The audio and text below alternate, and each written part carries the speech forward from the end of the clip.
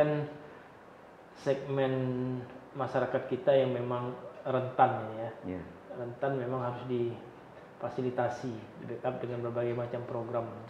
Dan alhamdulillah memang khusus kawasan Rasaujaya hari ini memang diproyeksikan untuk kawasan yang berdaya saing oleh pemerintah pusat. Iya, Karena Rasaujaya dinilai itu memang perkembangannya sudah sangat luar biasa itu.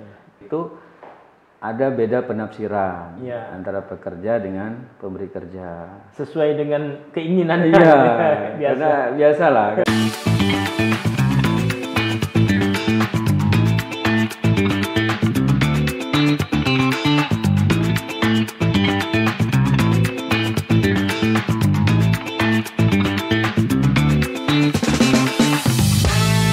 Sejenak kita, dialog asik.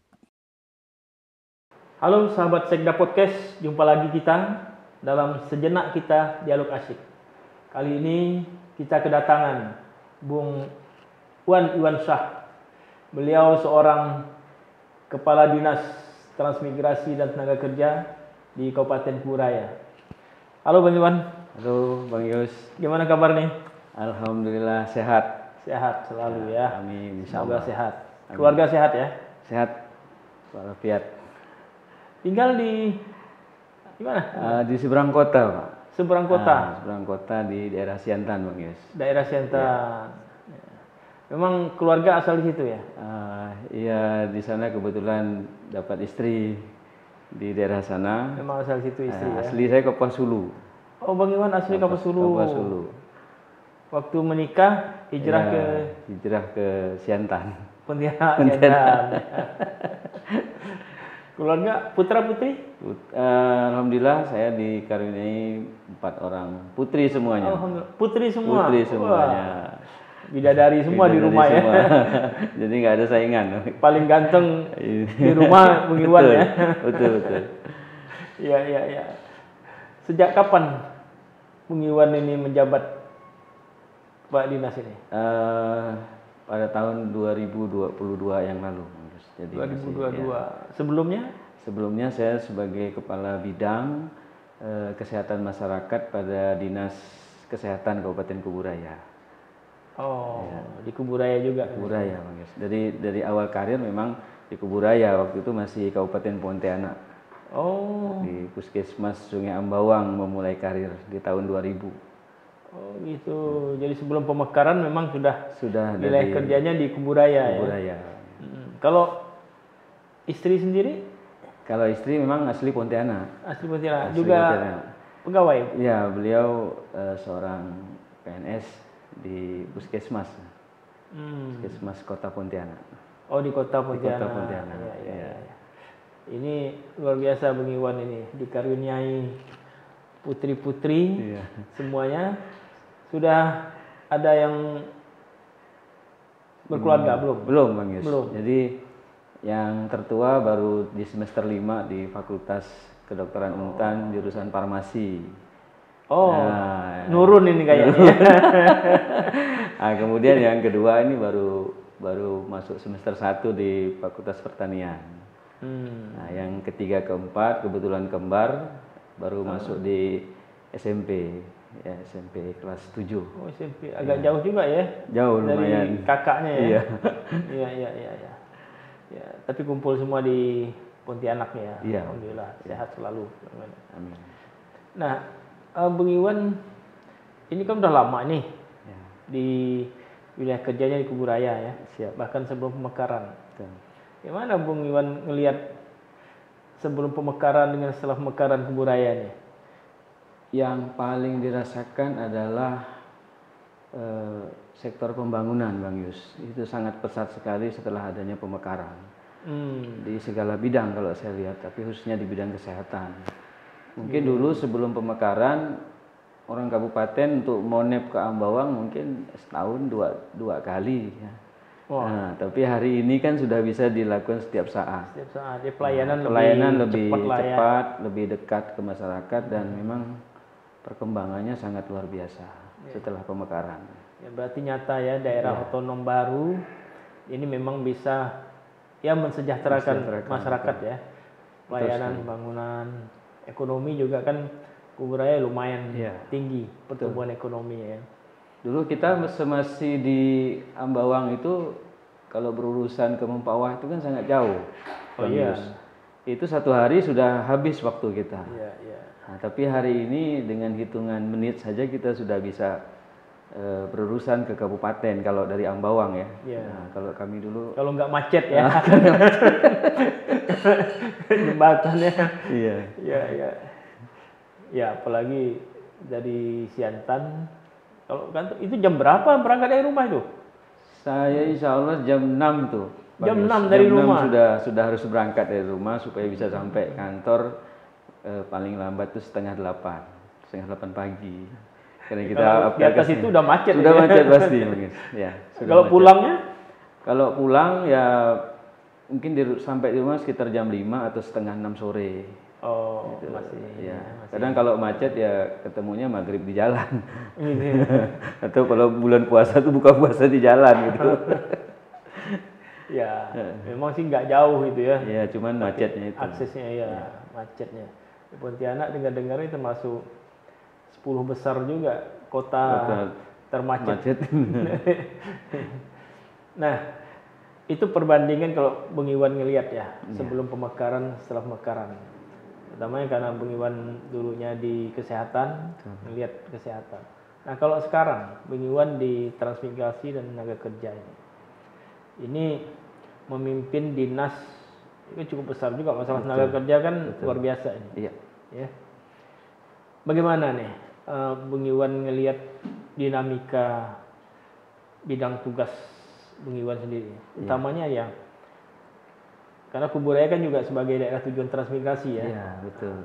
Ini gimana perkembangan kawasan-kawasan transmigrasi, kehidupan masyarakat trans di Kubu Raya ini? Iya. Jadi memang di dinas yang tempat saya bertugas saat ini memang ada 2 hal pokok yang ditangani di sana. Yang pertama dari sektor ketenaga kerjaan, yang kedua sektor ketransmigrasian. Nah, kalau di sektor ketenaga kerjaan itu sangat luar biasa, Bang Yus. Kami hampir setiap hari menerima katakanlah pengaduan atau keluhan dari pekerja ya. Nah, sehingga setiap hari selalu ada kegiatan yang namanya mediasi untuk menyelesaikan konflik antara pekerja dan pemberi kerja. Nah, kita harap sebetulnya kan ini yang kita inginkan adalah terjadinya hubungan industrial yang harmonis, dinamis dan berkeadilan. Iya. Jadi adil bagi pekerja juga adil bagi pemberi kerja. Nah, sehingga harapannya ke depan kan kalau konflik antara pekerja dan pemberi kerja itu tidak terjadi, berarti iklim investasi kita kan kondusif, Bang Yus. Iya. Nah, otomatis perekonomian masyarakat juga akan meningkat. Nah, kalau dari sektor ke transmigrasian memang sampai hari ini kita memang tidak ada penempatan transmigrasi baru. Yang ada hanya kita berusaha mengembangkan kawasan-kawasan yang sudah ada. Dan alhamdulillah memang khusus kawasan Rasau-Jaya hari ini memang diproyeksikan untuk kawasan yang berdaya saing oleh pemerintah pusat. Iya, karena dinilai memang perkembangannya sudah sangat luar biasa. Itu. Dan seluruh kawasan transmigrasi yang ada di Kubu Raya ini kan sudah lepas bina semuanya, Bang Yus. Nah, jadi memang sudah diserahkan kepada pemerintah daerah untuk pembangunan dan saya pikir ini sangat pesat. Dibandingkan dengan daerah lain yang saya tahu ada kawasan-kawasan transmigrasi yang masih sangat-sangat terisolir dan sangat lambat pertumbuhannya. Tapi kalau untuk Kubu Raya saya pikir ini hal yang membanggakan bagi kita semua. Ya. Perkembangannya sangat baik sekali. Ya, tapi bagaimanapun pasti ada dinamika kendala yang dihadapi ya. Maksud tadi kita coba satu persatu misalnya terkait dengan tenaga kerja tadi. Kalau Bung Iwan sampaikan hampir setiap hari ada pengaduan, laporan ya konflik. Memang masalah tenaga kerja dengan dunia industri biasalah gitu ya. Ini pasti ada dinamika. Tapi Bung Iwan mencoba ini supaya berkeadilan ini tadi. Baik terhadap tenaga kerjanya maupun pemberi kerjanya. Ini berkeadilan gimana nih yang dimaksudkan nih? Apakah ya tentu sama-sama punya tanggung jawab dan haknya ya. Bagaimana Bung Iwan melihat mengawal ini? Jadi yang pertama memang aturan yang dibuat oleh pemerintah yang mengatur hubungan industrial sebenarnya sudah lengkap, Bang Yus. Jadi harus tegak lurus dengan Iya, aturan itu utamanya itu ya. utamanya. Karena memang aturan itu kan sudah dibuat untuk melindungi kedua belah pihak tadi. Pasti. Nah, kan udah dikaji juga iya. aturan itu ya. Jadi kadang-kadang yang menjadi konflik itu ada beda penafsiran antara pekerja dengan pemberi kerja. Sesuai dengan keinginannya. Iya, biasa. karena biasalah kadang-kadang kan Manusiawi dari ya. sektor pekerja ini kan pengen sebesar-besarnya mendapatkan hak. Nah, kalau dari sektor pemberi kerja ya kadang-kadang ya, tapi nggak semua sih. Sebesar-besarnya Ya, untuk keuntungan gitu kan. Nah, Iya, kita saya sampaikan kepada teman-teman tim kami, terutama mediator, ya kita pegang saja aturannya. Insya Allah di sana sudah ada jalan keluar untuk masing-masing kedua belah pihak. Nah, untuk menegakkan itu, mengawal itu, berapa banyak pasukan Bung Iwan ini yang memang berkompeten ya? Iya. Punya itu kan ada jabatan khusus ya? Ada khusus Untuk mediasi itu ya? Khusus itu. Bahkan saya sendiri sebagai kepala dinas tidak bisa melakukan proses mediasi itu. Oh gitu. Iya. Jadi jabatan fungsional itu adalah yang disebut dengan mediator, Bang Yus. Iya. Jadi kita sebetulnya dari analisis jabatan itu butuhnya lebih kurang 7 tenaga mediator. Untuk suku Buraya? Untuk suku Buraya. Sekarang ada berapa? Ada 3, cuman 1 sudah pindah. Jadi yang eksis sekarang tinggal 2. Tinggal 2, berarti kurang 5 nih. Kurang 5. Luar biasa. Iya. Tapi sampai dengan saat ini masih terhandle ya? Iya masih, Bang Yus. Cuman memang kita atur iramanya. Jadi kan sebetulnya juga ada aturan yang membolehkan ketika memang kita di kabupaten ini kewalahan, kasusnya banyak, kita juga bisa melemparkan kasus itu penyelesaian untuk di provinsi. Karena provinsi kan juga punya tenaga fungsional mediator. Dari provinsi juga bisa diminta bantuan bisa. ya. Jadi kasusnya dibawa ke sana gitu, Bang Yus. Oke. Apalagi kalau Kuburaya ini kan strategis ke ibu kota provinsi kan tidak jauh ya. Nah, jadi ya alhamdulillah itu opsi terakhir lah ketika memang kita sudah kewalahan menangani banyaknya kasus-kasus yang masuk. Itu biasa konflik yang terjadi bahkan sampai di demo juga biasa. Iya. Di demo ya. Jadi bukan hanya orang per orang gitu ya. Sifatnya udah massa gitu ya. Luar biasa. Betul, Bang Yus. Nah, selama ini dari penyelesaian yang dilakukan, upaya yang dilakukan tadi, semuanya clear atau ada yang sampai ke tingkat tadi ke provinsi ke pengadilan pengadilan gitu, sampai ke kayak kasasi dan lain sebagainya ada ya? Iya. Ada, Bang Yus. Ada ya? Ada. Jadi sebetulnya kan kewenangan kita di kabupaten ini kan hanya sampai pada proses mediasi. Jadi kita tidak melakukan pengawasan. Ya, karena kewenangan pengawasan itu ada di provinsi. Nah, produk daripada hasil akhir daripada mediasi itu misalnya ketika kedua belah pihak ini sepakat dengan hasil mediasinya, kesimpulan mediasi itu, maka kita langsung buatkan namanya perjanjian bersama antara kedua belah pihak. Kesepakatan. Kalau ada kesepakatan, tapi kalau ada salah satu pihak yang tidak sepakat, maka itu kita buat yang namanya anjuran, Bang Yus. Nah, jadi anjuran. Nah, anjuran itu juga nanti kedua belah pihak diberi waktu untuk apakah menerima atau menolak anjuran itu. Nah, ketika menolak, nah ini yang sampai kepada proses pengadilan hubungan industrial. Cuman prosesnya kan akan sangat lama dan panjang. Karena kita harapkan memang penyelesaian mediasi ini kan di luar jalur pengadilan sebenarnya. Namanya juga memediasi kan. Jadi kita upayakan memang adanya kesepakatan di antara kedua belah pihak. Nah, terus dari sisi perusahaan sendiri selama ini dengan hampir setiap hari konflik, apakah ada misalnya jenuhan atau ada investor yang akhirnya udah hengkang aja lah dari Kuburaya, kira-kira gimana iklim investasinya? Memang perusahaan sebetulnya juga sudah menyadari bahwa dinamika ketenaga kerjaan ini memang harus dicarikan solusinya, Bang Yus. Jadi mereka juga saya lihat melihat ini sebuah tantangan. Dan jadi masih bertahan. iya, karena memang kita juga selalu hadir di tengah-tengah, ya, kita tidak berpihak satu sama lain, tapi kita memang berusaha mencari jalan keluar dari persoalan yang ada itu. Nah, saya pikir sampai hari ini kelihatannya ya mereka masih bisa menghadapi dinamika yang ada. Ya. Masih bisa ya. Artinya sikonnya masih kondusif lah Insya Allah, untuk mereka berinvestasi ya. Nah, soalnya kan belakangan ini kita dengar beberapa kawasan di tanah air ini kan terjadi PHK yang besar-besaran. Ya. Kemarin diberitakan beberapa provinsi, nah, termasuk mungkin Kalbar juga berpotensi itu ya. Nah, ini memang perlu dikawal supaya semuanya kondisinya benar-benar kondusif, ya, sehingga investasi roda perekonomian masih tetap berjalan. Ya. Nah, kalau ke transmigrasinya tadi, ini berapa titik kawasan transmigrasi di Kuburaya ini?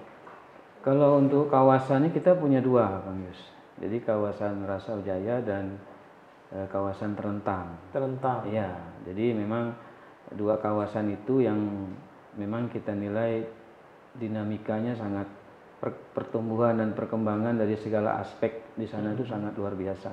Saya pikir seperti Rasawijaya kan tidak mungkin bisa seperti sekarang kalau tidak dimulai dari transmigrasi kala itu.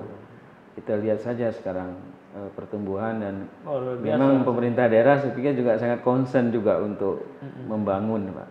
Apalagi setelah lepas bina itu kan, artinya dari pusat semuanya kan sudah ditarik, diserahkan kepada pemerintah daerah. Ya, benar-benar jadi daerah otonom tumbuh gitu.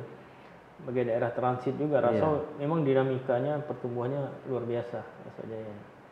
Nah, dari kawasan-kawasan transmigrasi sendiri ini, transmigrannya masih eksis di sana dengan apa konsep awal atau sudah beralih ini? Ya, memang ada sih beberapa yang memang sudah beralih fungsi, Bang. Justru inilah sekarang yang menjadi PR kami, PR tersendiri cuma terkait dengan penataan aset. Karena memang ada lokasi-lokasi yang sudah tidak ditempati oleh pemilik asalnya. Nah, ini yang sekarang menjadi problem tersendiri juga, terutama terkait dengan penguasaan aset-aset, terutama kan setiap satu KK transmigrasi itu kan memperoleh lahan pekarangan, lahan usaha 1, lahan usaha 2. Nah, ini yang kadang-kadang sampai hari ini juga menyisakan beberapa persoalan terkait dengan kepemilikan persoalan aset. apa aja biasanya? Pertama memang kalau kita rujuk di SK penempatan awal tuh namanya sudah bukan orang yang ada di dalam SK itu lagi gitu. Nah, mungkin sudah terjadi jual beli. Pemilikannya sudah pindah. Sudah beralih ke pemilikan. Iya. Nah, ini beberapa tempat memang sudah kita identifikasi dan ya kita coba menyelesaikan secara lintas sektor lah dengan pihak-pihak terkait, terutama pihak BPN. Ya. Tapi tidak terjadi tumpang tindih segala macam itu, peralihan ini tadi. Kalau tumpang tindih kepemilikan belum. Cuma memang ada beberapa lokasi yang teridentifikasi juga dikuasai oleh beberapa perusahaan gitu. Nah, ini kita nggak tahu awal ceritanya seperti apa gitu kan, tapi masuk kawasan HGU. Iya, masuk dalam kawasan HGU. Seperti itu. Ya mungkin pada saat penataan delinasi penetapan HGU-nya itu mungkin tidak kan, kalau mungkin dulu kan belum ada peta dan sebagainya kan. Teknologinya juga masih manual gitu. Betul. Kalau sekarang kan udah pakai titik koordinat, udah lebih pasti lah itu. Betul Bang Yus. Nah, dengan tidak artinya sudah beralih tadi fungsi kemudian budaya masyarakat Teran ini juga beralih dari awal. Seperti contoh kayak di Rasau tadi, itu kan sudah menjadi satu kota itu. Betul. Nah, ini tentu ada dinamika sendiri ini. Bagaimana Bung Iwan dengan kawan-kawan membina ini? Apa sudah beralih juga ini? Tidak disebut transmigrasi lagi. Gimana trik-trik ini? Kalau saya lihat untuk di Raso memang di beberapa titik tuh masih kelihatan memang ada. Masih ya? Jadi bahkan ada beberapa warga yang memang ya mungkin bahasa Indonesia juga nggak bisa, memang mesti menggunakan masih bahasa ada Jawa. ya? Jadi kemarin sempat diskusi juga dengan Pak Camat, akan dibuatkan film dokumenter lah barangkali supaya generasi saat ini tidak melupakan bahwa dulu memang ada transmigrasi yang sampai hari ini juga sudah berkembang pesat di sana gitu. Iya. Nah, itu mungkin salah satu. Tapi kalau untuk budaya-budaya Jawa sih memang masih kelihatan lah, belum berubah total Jawa. lah. Kan transmigrasi ada dari Jawa, dari mana lagi? Nusa Tenggara. Iya. Yang pasti kan kalau yang berubah total itu kan paling secara fisik saja, Bang Yus. Kalau untuk ke depan kawasan-kawasan transmigrasi ini atau ada penambahan kawasan baru rencananya? Iya. Sudah kita persiapkan Bang Yus. Jadi terutama untuk di daerah Desa Kuala Karang. Ya, jadi di sana kan sebetulnya kemarin pemerintah daerah mencanangkan untuk solusi jangka panjang untuk masyarakat yang terdampak abrasi pantai itu kan. Itu yang viral. Ya, yang viral setiap ada kejadian selalu viral itu. Nah, itu memang ada lahan cadangan yang memang sudah disiapkan oleh pemerintah. Oh, ada lahannya. Sudah ada. Berapa luas? Lebih kurang 600 hektar lebih. Jadi warga di sana berapa jumlah kakak yang akan diproyeksikan itu sekitar 300 kakak. Oh, 300 kakak. Iya, cukup ya kalau 600 hektar. Iya. Jadi sampai hari ini kita sudah berproses mulai dari awal itu survei identifikasi calon area namanya. Jadi memang sudah ada dikaji bahwa daerah sana itu memang bisa digunakan untuk kawasan lahan cadangan. Dan hari ini juga kita sudah mulai berproses di BPN Kuburaya untuk pengajuan HPL ke BPN Pusat. Nah, jadi mudah-mudahan saja lancar ya. Jadikan HPL ya? Iya, jadikan HPL. Karena memang syarat dari kementerian itu lahan cadangan transmigrasi itu harus clear and clean. Nah, jadi tidak boleh ada misalnya menerabas hutan lindung dan lain sebagainya gitu kan. Kemudian harinya akan jadi persoalan tersendiri. Jadi memang harus clear and clean. Ini kan tadi masyarakat nelayan ya. Iya. Masyarakat pantai nih, nelayan kena abrasi kan. Nah, di lokasi rencana relokasi mereka ini potensinya apa nih? Kalau ke nelayan itu masih bisa masuk. Masih bisa. Berarti tidak jauh dari laut juga? Tidak terlalu jauh.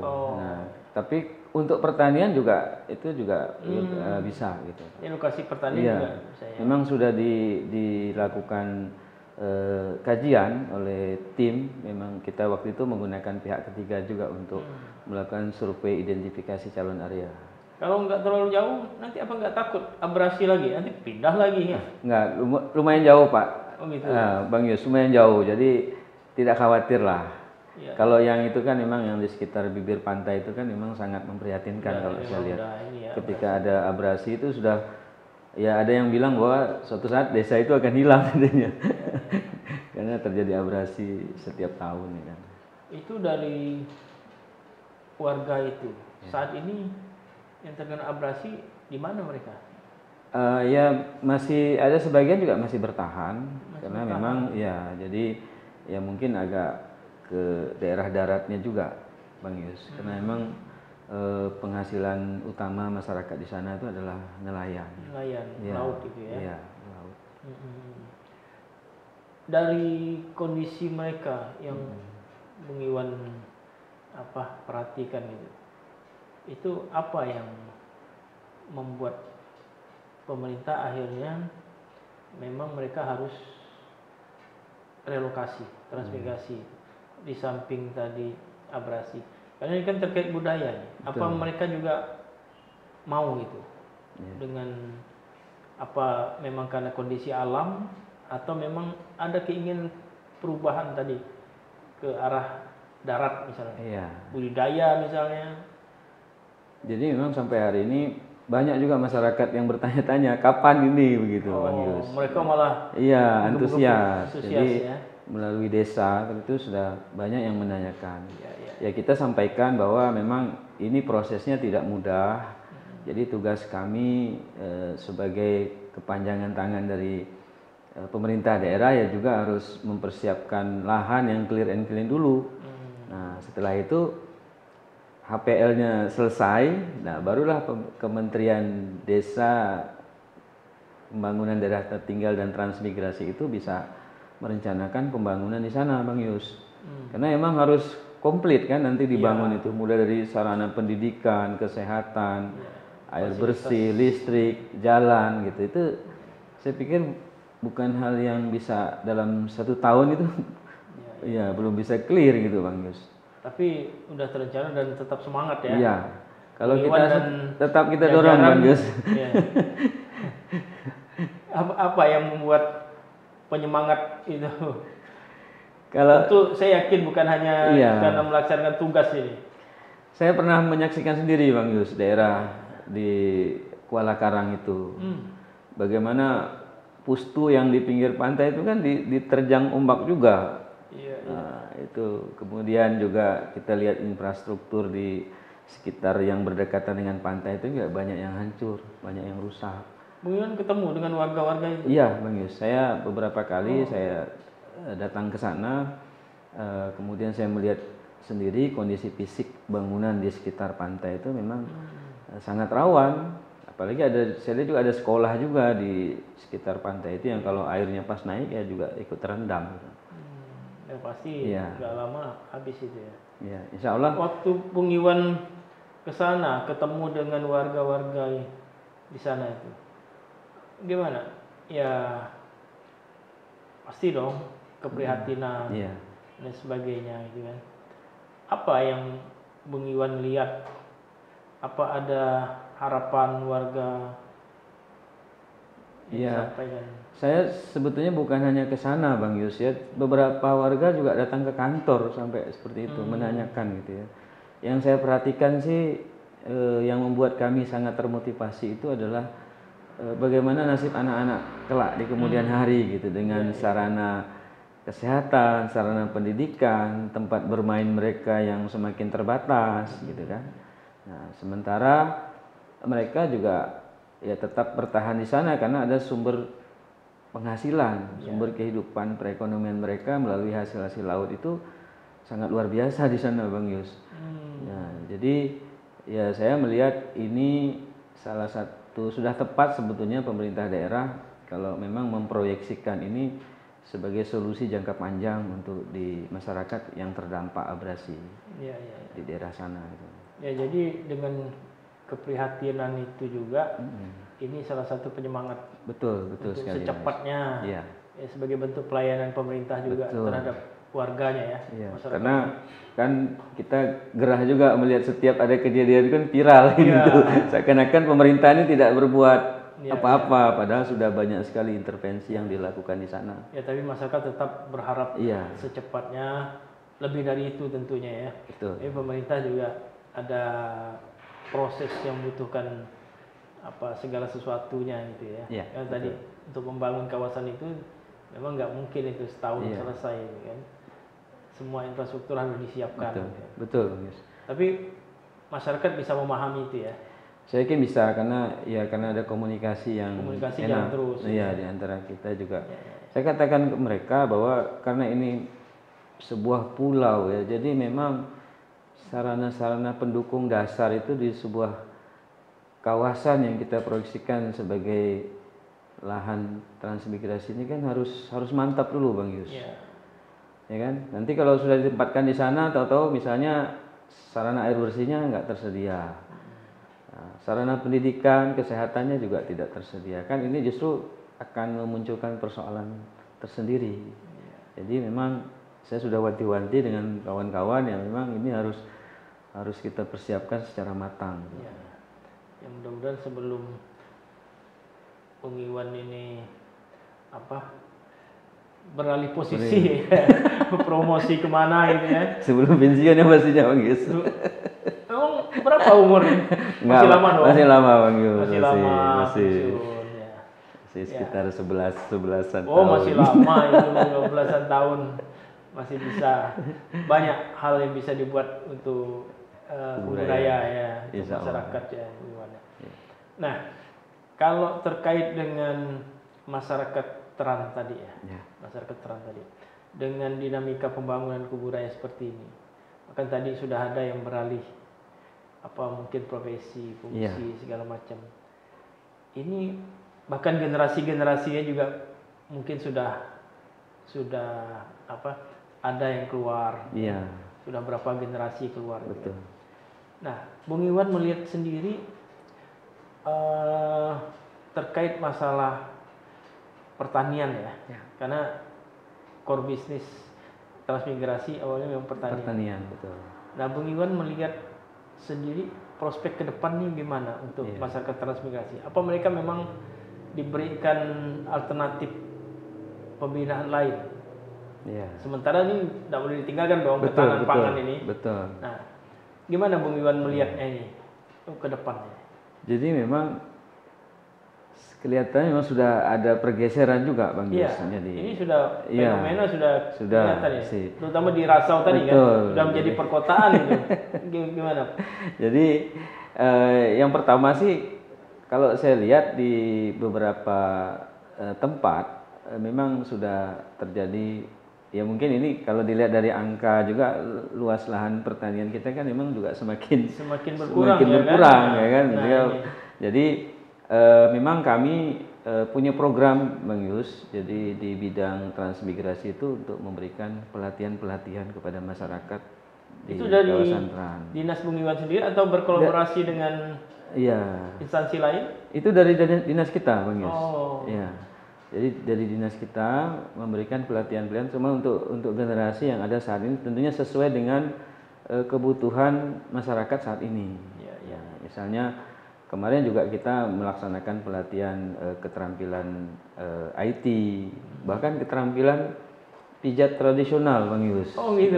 Prospek itu ya. Iya, jadi bagi masyarakat. Iya. Di sana ada fasilitas namanya rumah pintar. Di lokasi Teran itu. Sampai hari ini rumah pintar itu masih ada. Rumah pintar. Iya, jadi di situ memang seperti pusat belajar masyarakat itu, Bang Yus. Jadi kita menyelenggarakan pelatihan-pelatihan, memberikan keterampilan bagi warga-warga yang memang punya minat, terutama anak-anak muda itu di rumah pintar itu. Ya. Jadi ramai terus itu ya? Iya ramai, ada perpustakaannya juga. Dan masyarakat antusias mengikuti pelatihan-pelatihan itu ya? Itu posisinya persis di depan RSUD Kuburaya. Oh, berarti udah di kota benar itu? Iya, betul. Iya, di kota benar. Ya. Nah, prospek ke depan tadi itu. Ya, tadi pelatihan-pelatihan yang Bung Iwan selenggarakan ya, termasuk tadi pijit tradisional segala macam itu. Nah, ini kan berarti sedikit demi sedikit ini menggeser tadi. Iya. Core bisnis awal dari masyarakat Trans tadi. Iya, betul. Nah, kedepannya prospek yang harus dijaga ketahanan pangan segala macam ini gimana nih dari konsep program transmigrasi sendiri? Iya. Kenapa tidak berkolaborasi dengan instansi lain, misalnya dinas pertanian ya, atau apa? Iya. Memang sebetulnya dalam hal karena kita sudah lepas bina sebenarnya Bang Yus ya, memang ini bukan hanya di dinas kami saja sebetulnya yang mengawal ini gitu ya. Semua instansi bisa masuk. Semua instansi itu bisa masuk sebetulnya dan ya kelihatannya memang ini sudah terjadi. Hanya memang saya jadi teringat ada Perpres 50 tahun 2019 itu memang harus dibentuk tim pelaksana dan tim koordinasi dalam pengembangan kawasan transmigrasi. Jadi kalau begitu udah bukan kawasan transmigrasi lagi ya. Udah memang sudah kawasan umum, desa umum gitu ya. Betul. Sehingga semua instansi bisa masuk gitu. Bisa, sangat bisa Bang Yus.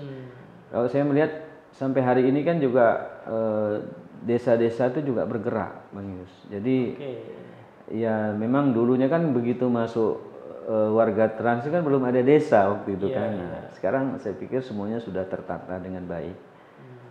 Terstruktur pemerintahannya. Iya, struktur pemerintahannya juga sudah sampai ke desa, RT RW-nya juga sudah bekerja. Ya memang Makanya kita jadinya lepas bina Bang Yus, Iya, iya. tidak dibina lagi oleh pemerintah pusat, gitu Nggak kan? bisa diklaim Nggak bisa. kawasan transmigrasi lagi ya. Nggak ada, dulu ada namanya Jaduk, sekarang kan nggak ada lagi. Nggak ada lagi. Iya.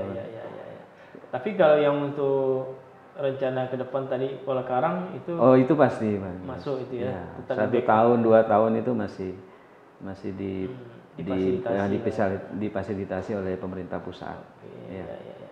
Ya, ini kan segmen masyarakat kita yang memang rentan ya. Ya. Rentan memang harus difasilitasi, di backup dengan berbagai macam program. Betul. Salah satunya program transmigrasi tadi ya. Ya. Nah, kemudian Bung Iwan, untuk anak-anak trans ini sendiri, Bung Iwan melihatnya ini dari awal lah pengetahuan Bung Iwan sampai dengan sekarang, terus prospeknya ke depan ini gimana dengan semangat anak-anak trans ini? Ya Kan dengar-dengar beberapa sudah menjadi pejabat, bahkan anggota legislatif juga itu. Ini semangat mereka gimana nih? Ya, memang di awal itu kan banyak sekali warga-warga trans itu yang disekolahkan oleh pemerintah pusat ya untuk berbagai macam profesi, termasuk sebagai tenaga kesehatan. Itu banyak teman-teman saya yang hari ini yang juga masih bertugas. Itu dulunya memang mereka Memang ada program itu untuk anak-anak trans itu disekolahkan ya. Betul Bang Yus. Ya. Dan sampai hari ini juga ada program beasiswanya juga. Beasiswa ada sampai hari ini bahkan di perguruan tinggi yang ternama lah seperti UGM, Pajajaran. Itu ya cuman memang kendalanya kan mereka harus seleksi dulu. Oh iya, jadi itu memang setiap tahun itu kami selalu mendapatkan edaran dari pemerintah pusat bahwa ada peluang untuk anak-anak di lokasi trans itu untuk melanjutkan ke jenjang pendidikan yang lebih tinggi. Terus selama ini seberapa besar ditangkap peluang ini oleh anak-anak trans kita? Sudah ada beberapa yang memang sudah melanjutkan ke perguruan tinggi, Bang. Dengan beasiswa itu ya? Dengan beasiswa itu. Iya. Jadi memang selalu diberikan peluang oleh pemerintah pusat sebetulnya. Nah ini kan kita begitu mendapatkan informasi ya kita juga langsung menyampaikan ke camat, ke desa gitu. Nah tahu itu anak trans yang bisa masuk seleksi fasilitasi tadi atau yang bukan itu gimana tuh? Yang kan tadi sudah lebur jadi desa. Kan di sana sekarang kan ada datanya Bang Yus ya. Misalnya seperti di Rasau itu sudah ada berapa desa. Oh, dari orang tuanya. Betul. Sudah ada data itu ya. Sepertinya pusat juga ya asalkan memang alamatnya di situ sesuai dengan tempatnya ya sudah. Itu nanti diakui ada sebagai anak trans ya. Jadi kadang-kadang memang diminta ada rekomendasi dari kita juga Bang Yus. Dari dinas. Untuk sebagai salah satu syarat administrasinya lah. Berarti dinas mesti punya database. Iya, kita punya. Ada ya. Iya. Oke. Nah, kemudian ini, Bung Iwan. Ini kan cerita transmigrasi program boleh bilang sejak zaman Orde Lama mungkin sudah ada. Iya, betul. Sudah ada. Belakangan ini kok agak kurang ini program transmigrasi ini. Kurang kedengaran gitu. Betul. Nah, ya. Bahkan infonya suatu saat akan hilang katanya. Iya. Padahal nih kalau dilihat tadi bagus nih kan. Iya. Minimal tadi untuk relokasi yang terdampak bencana tadi kan. Betul. Nah, kalau untuk pemerintah daerah sendiri mungkin tidak ini. Karena kalau secara nasional kan kayaknya udah mulai redup nih melepaskan tadi. Kalau dari daerah sendiri gimana nih? Berkemampuan tidak? Untuk menata ini. Mungkin lebih kepada kepala daerahnya barangkali Bang Yus. Sebenarnya mungkin gitu. Saja sih sebetulnya iya, karena memang transmigrasi itu kan untuk percepatan pemerataan, persebaran penduduk dan lain sebagainya kan dampaknya ke situ. Tapi saya pikir ya selagi apalagi ukurannya wilayahnya luas. Iya, betul. Kepadatannya persebarannya juga belum merata ya.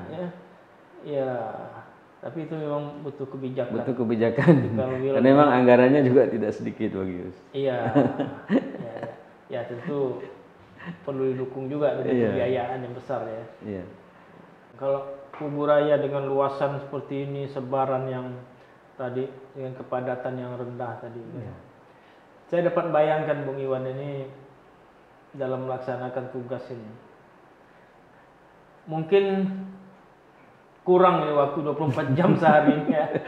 Sabtu Minggu juga keliling barangkali ya. Iya. Gitu ya. Dengan jumlah SDM staf Bung Iwan sendiri yang ya kita ketahui bersama Terbatas, di mana-mana selalu kurang ini ya. Apalagi terakhir memang ASN ini semakin berkurang jumlahnya.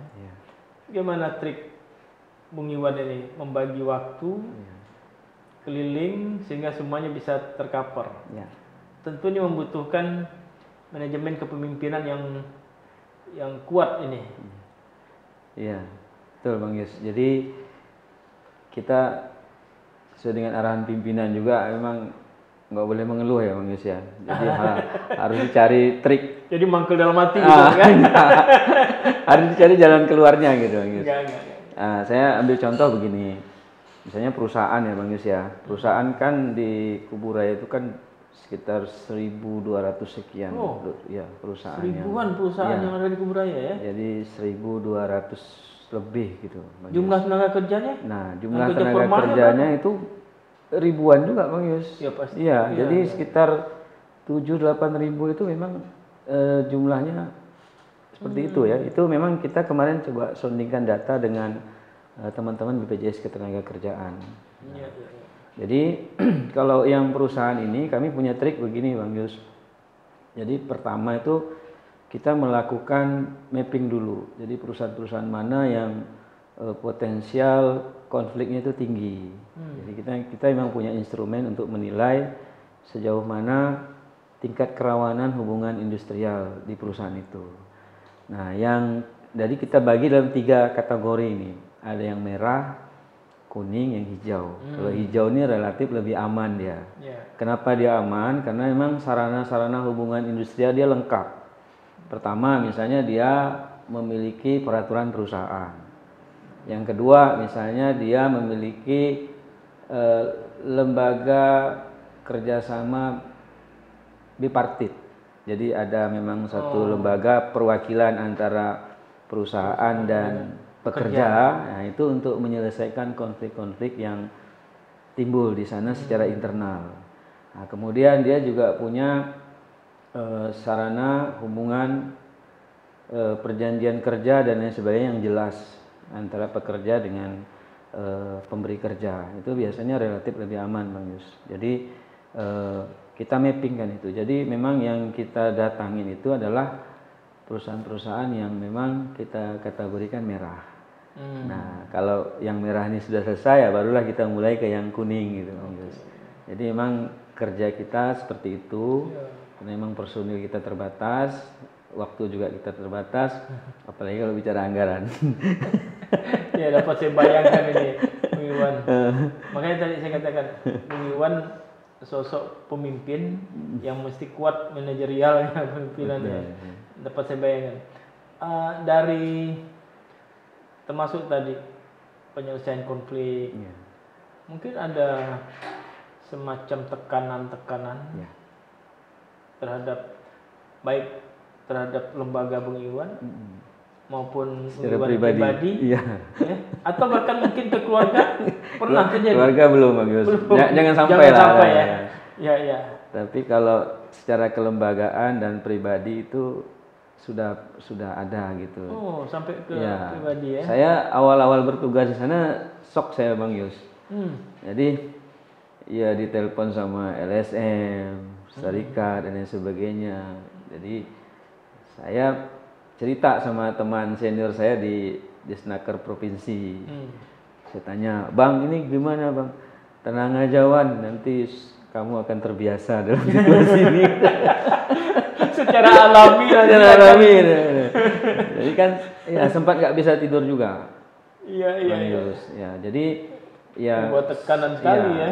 Saya yang penting gini Bang Yus, prinsip saya selagi aturan itu kita pegang, kita nggak perlu takut. Itu aja intinya. Iya. Ya, saya menyemangati diri saya dan kawan-kawan selalu seperti itu.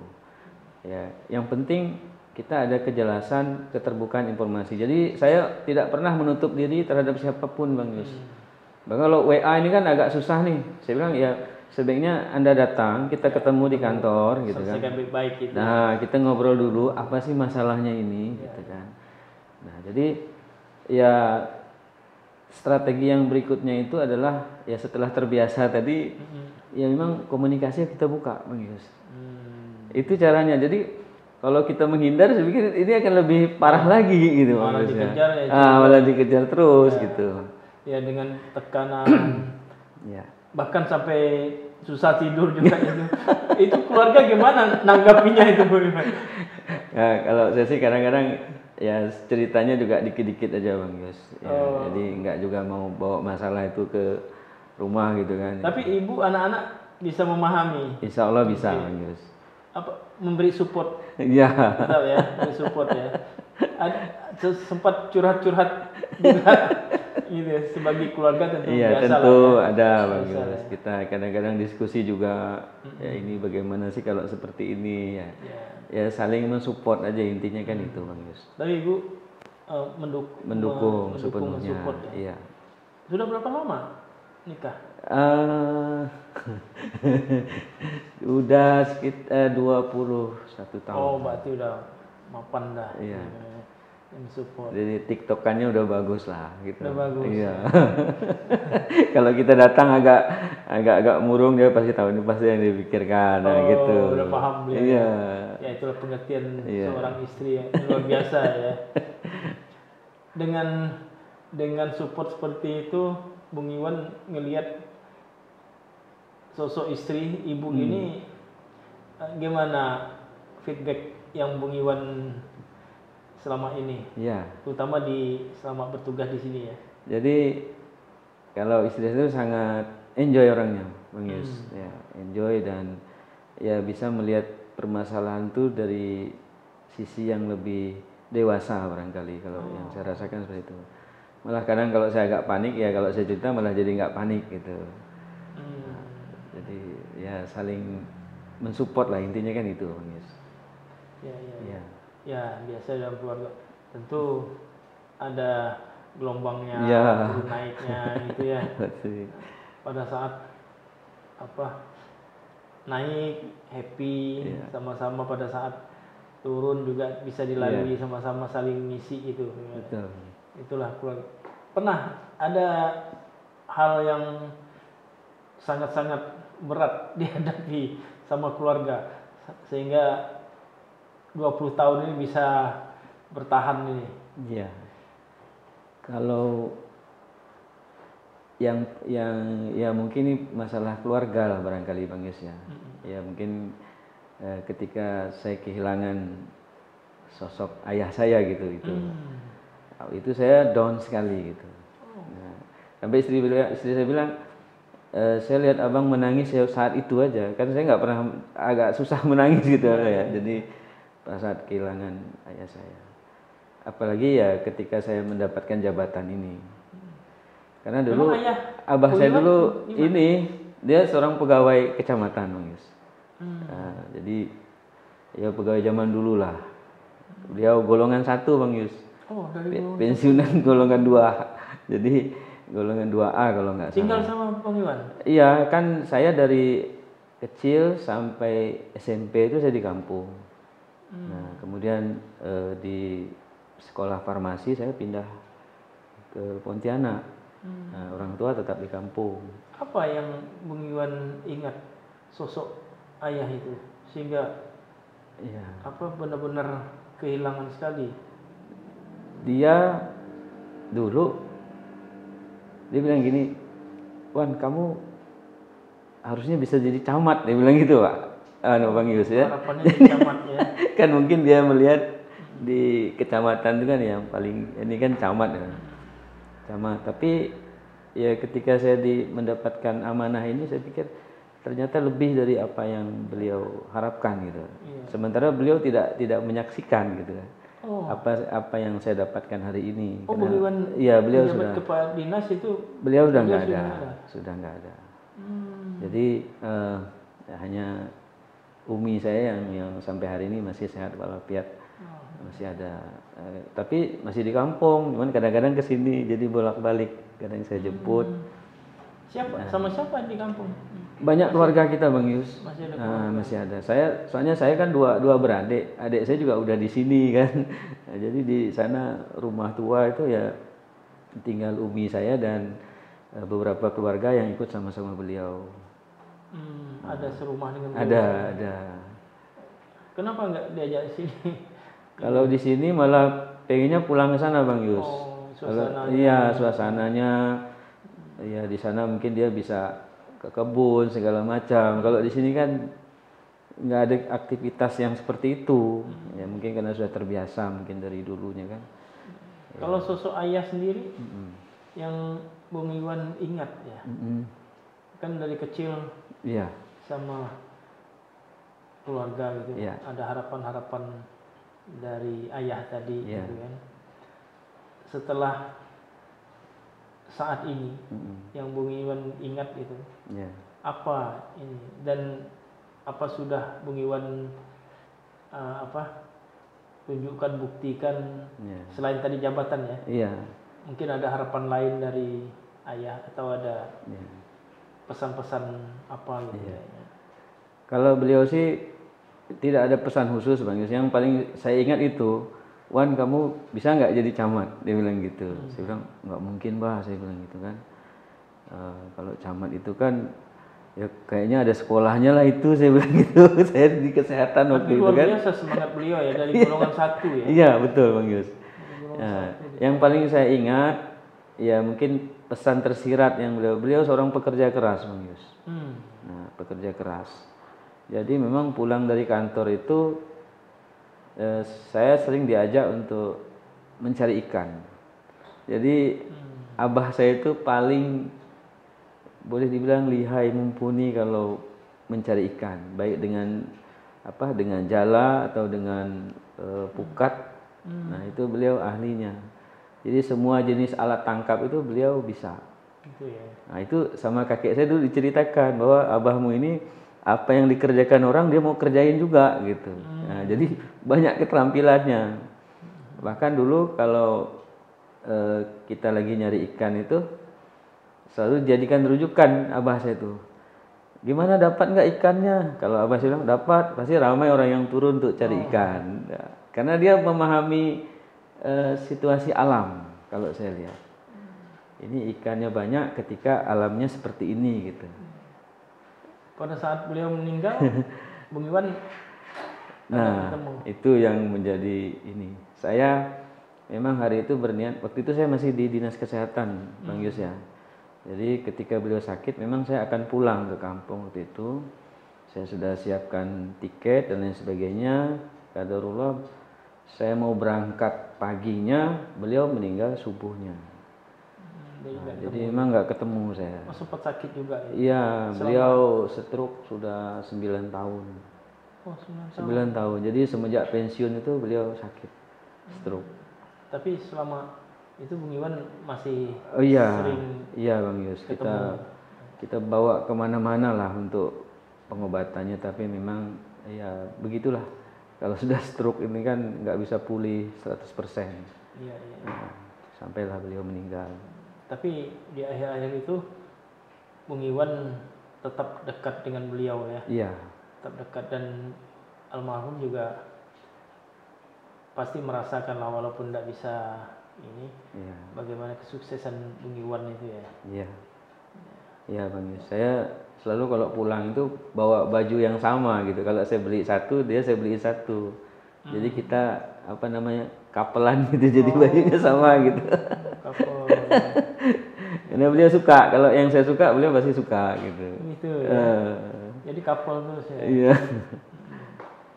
Ya, kalau selama beliau sakit, Bung Iwan tentu tetap merawat juga gitu. Iya, ya. pasti. Tetap memberikan perhatian gitu ya. Iya. Nah, apalagi tadi kegembiraan bersama dengan baju couple misalnya segala macam tadi ya. Ini saya merasakan luar biasa ikatan Bung Iwan dengan ayah nih. Ini luar biasa. Jarang-jarang terjadi seperti itu, ya kan. Bahkan mungkin nggak ada kayaknya seperti itu, ya kan. Selama beliau jauh dari Bung Iwan ya, ayah ibu, apa yang Bung Iwan rasakan di ibaratnya merantau ya? Iya. Merantau. Iya. Apa yang Bung Iwan rasakan, terutama setelah di posisi-posisi sekarang ini? Iya. Jadi yang memang kan kalau orang tua itu kan tiada duanya, Bang Yus ya. Iya. Baik yang masih hidup maupun yang sudah meninggal ya, memang yang pasti saya sebagai anak ya tidak putus doa untuk mereka. Nah, karena saya yakin dengan doa itu juga memberikan kekuatan spirit bagi kita untuk berbuat yang terbaik. Dan pasti sampai untuk beliau-beliau ya. Apalagi kan kalau anaknya berbuat baik kan pasti juga pahalanya juga mengalir. Otomatis gitu. Ya. Jadi seperti itu Bang Yus. Dan terutama khusus ibu ya, saya memang 1-2 hari sekali pasti menelpon beliau. Ya, menanyakan kondisi dan lain sebagainya. Jadi sekarang kan sudah lebih enak Bang Yus ya. Kita komunikasi ya. Tapi tetap ada keinginan untuk silaturahmi langsung gitu. Ya. Saya yang pasti kalau beliau ke sini, kalau beliau minta jemput saya jemput Bang Yus. Nah, pulangnya juga saya antar biasanya. Nah, jadi ada masa saya tanya udah mau ke Pontianak gitu kan. Nah, ya cari dekat-dekat. Itu biasanya saya jemput Bang Yus. Nah, pulangnya juga saya antar. Karena niat saya tidak akan membiarkan dia sendirian gitu Bang Yus ya. Jadi usia beda. Berapa ibu sekarang? Ibu lebih kurang 60-an Bang Yus. Ya. Tapi masih sehat, masih kuat. Ya, tapi ya orang tua dimanapun ya sebagai anak pengen dong memberikan yang terbaik dan lebih baik kepada beliau-beliau ya. Sudah semua diwujudkan itu. Kalau semuanya sih belum Bang Yus ya. Memang apa yang ingin Bung Iwan berikan untuk beliau yang belum ini? Saya sih mimpinya Bang Yus ya, karena memang almarhum Abah kemarin juga meninggalkan sebuah lokasi kebun yang bagus gitu Bang Yus. Jadi ada kayak bukit, terus di bawahnya juga ada kolam. Nah, pengennya sih bangun rumah untuk beliau di sana gitu, biar lebih tenang, lebih enak gitu kan. Kalau yang sekarang kan rumah kami agak di pasarnya bagus, jadi agak rame lah, agak berisik lah barangkali ya. Ya saya pikir itu. Dan ya kami sebetulnya saya dan adik itu pengen beliau juga menetap di sini. Nah, cuman memang kalau di sini malah beliau nggak kerasan. Ya, paling lama sebulan udah minta pulang lagi gitu kan. Tapi dengan keluarga menantu cucu tetap ini ya. Tetap ada komunikasi akrab ya. Sekarang anak-anak pun saya bawa juga Bang Yus. Nah, kalau pas ada waktu senggang, ada libur, nah, kami rame-rame ke Kapuas Hulu sama adik juga. Oh iya. Ya, semua keluarga kumpul. Iya. Oh itu berkesan sekali. Luar biasa, Mas. Dan kalau pada saat pulang itu biasa ditahan-tahan gitu ya. Rasa nggak mau pisah itu ya. Iya. Ya apalagi orang tua sendiri gitu ya. Dan udah usia juga udah lanjut ya. Walaupun masih segar tadi ya. Ditinggalkan pasti rasa berat itu mau pulang gitu ya. Iya, apalagi pas almarhum ayah saya masih hidup waktu itu. Saat saya mau pulang itu pasti beliaunya nangis gitu kan. Iya, apalagi dalam kondisi sakit Iya. gitu ya, ditinggal ya. Wah, saya dapat bayangkan itu gimana Bung Iwan meninggalkan beliau dalam Iya. kondisi sakit gitu ya. Iya. Tapi ya perhatian anak cukup luar biasa juga Bung Iwan, kalau emang sampai baju pun kapal gitu ya. Iya, iya. Ada masih saya simpan Bang Yus, beberapa baju yang kami punya iya. sama itu masih saya simpan gitu. Simpan ya. Iya. Ya, di kenangan. Tapi almarhum sendiri ya, dulu pada saat mungkin sudah sakit itu ya. Sudah sakit, ada sekali waktu mungkin ada keinginan beliau apa gitu. Ya, yang pastinya kan kemarin beliau berharap beliau bisa berangkat haji, Bang Yus ya, pada waktu itu. Cuman memang Sudah jadwalnya. sudah ini kan, pertama kondisi beliau sakit, yang kedua ya meninggal dunia Bang Yus ya, jadi memang nggak bisa. Akhirnya kemarin saya sebagai anak yang menggantikan beliau, sekaligus menemani ibu saya gitu.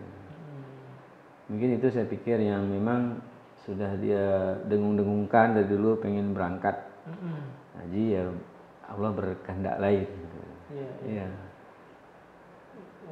Jadi beliau ya sebagai umat muslim tentu kepengen sekali Iya. gitu ya, ke tanah suci. Iya. Cuman Allah berkehendak lain. Iya. Ya tidak kesampaian gitu. Bung Iwan yang menggantikan. Iya. Nah, kalau misalnya ini misal ya, beliau waktu itu pun dalam kondisi sehat, bisa berangkat, Iya. gitu kan, kemudian pulang kumpul gitu, kira-kira harapan apa yang Bung Iwan gantungkan lah ya untuk beliau kalau memang sekarang masih ada gitu. Iya. Saya melihat karena beliau ini kan orang pemerintahan sebenarnya, Bang Yus ya, karena mungkin di kecamatan. Saya nggak kebayang bagaimana perasaan bangganya beliau itu melihat saya di saat ini gitu. Mungkin beliau juga nggak kebayang gitu sebelumnya gitu kan. Nah itu yang saya sekarang masih suka terngiang-ngiang lah di pikiran saya gitu. Ya apalagi misalnya beliau bisa berangkat haji kemudian pulang, itu kan hal yang sangat membahagiakan sekali Bang Yus. Ya itu memang Ya. harapan membuktikan, katakanlah sebagai kado terindah. Iya, persembahan atas apa yang beliau korbankan mungkin iya, selama betul, ini mendidik betul Bang Yus. Bung Iwan sampai dengan jadi. Iya. Luar biasa itu pengorbanan yang tidak ada nilainya itu. Betul. Ya. Nggak bisa dibayar dengan apapun, Bisa dibayar. Bang Yus. Ya. Atau ada hal yang pada sekali waktu yang Bung Iwan ingat pengorbanan beliau yang memang berat, dalam kondisi berat itu Bung Iwan, untuk Bung Iwan gitu. Iya. Saya waktu saya kuliah di Bandung itu Bang Yus ya, saya pernah mengalami sakit waktu itu. Jadi saya sampai di opname di rumah sakit sekitar lebih kurang 10 hari, diindikasikan tipes waktu itu. Nah, beliau memang mengirimkan saya uang waktu itu. Tapi waktu itu kan belum ada telepon, Bang Yus. Ya kan, itu di tahun 90-an, 98, 99 waktu itu. Jadi beliau menelpon saya tuh, saya juga kaget kok bisa nelpon gitu dari mana. Rupanya beliau ke rumah seorang toke di kampung saya yang memang sudah punya telepon yang biasa itu, interlokal ya waktu itu ya. Nah, itulah saya bicara dengan saya waktu itu. Itu yang paling saya ingat dan tidak saya sangka-sangka gitu ya. Kok bisa saya ngomong langsung dengan beliau. Nah, melalui telepon di rumah sakit. Nah, mungkin nggak tahu saya gimana perjuangan beliau kok bisa ketemu jalur komunikasi yang seperti itu gitu. Karena posisinya kan di kampung bukan di Pontianak. Nah, terus beliau tahu Bung Iwan sakit itu? Ya, sudah mungkin dari pesan dari Pontianak kemudian diteruskan ke kampung. Terus reaksinya gimana? Ya beliau, kalau abah saya kan memang tidak terlalu nampak kalau beliau itu lagi sedih. Nah, tapi saya tahu beliau sedih gitu. Hanya menanyakan ini gimana katanya kan. Nah, udah apa yang dirasakan gitu. Kemudian kapan keluar dari rumah sakitnya gitu. Ya seperti itu.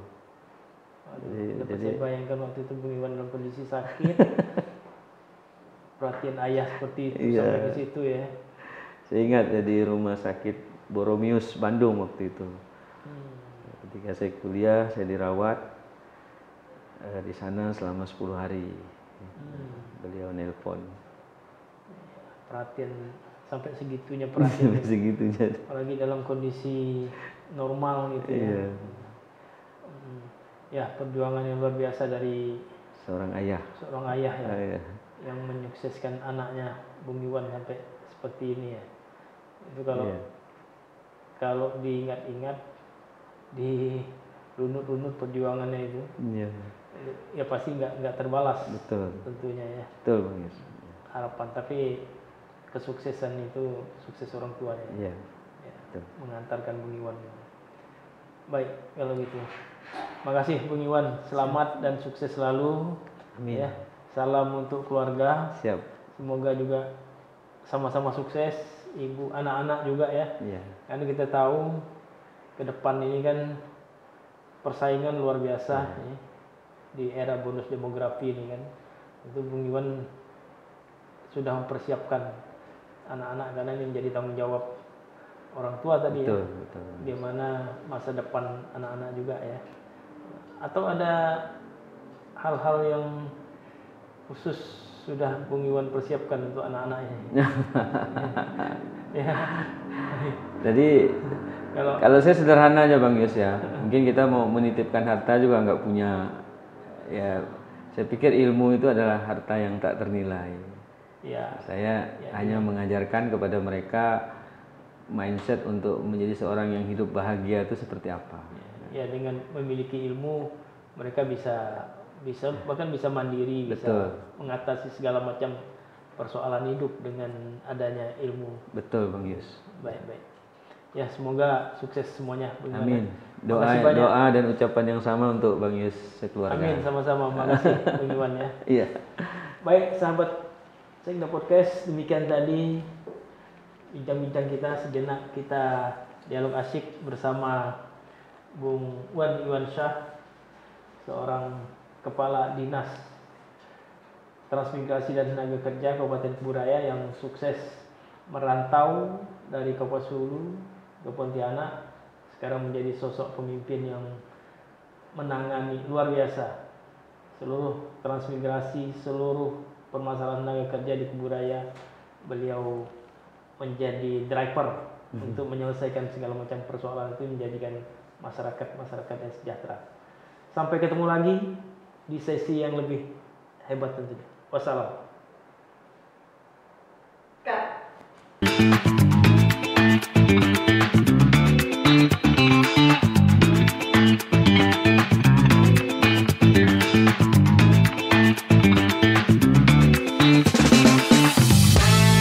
Sejenak kita dialog asik.